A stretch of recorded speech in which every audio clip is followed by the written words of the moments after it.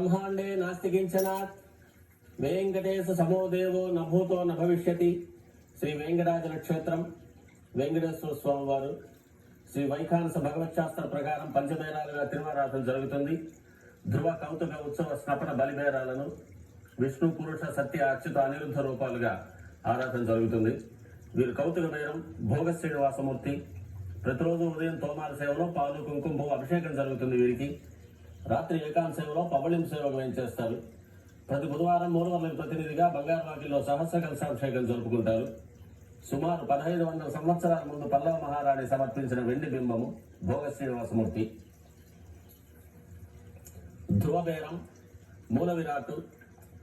వక్షస్థలంలో మహాలక్ష్మి అమ్మవారు, పద్మావతి అమ్మవారు, శ్రీవత్సం, కౌస్తుభం, ముఖమండలంలో పచ్చకర్పూర నామం, కస్తూరి తిలకం, శ్రీపాదవేణం అనే మహాప్రసాదం, నవరత్న కిరీటం,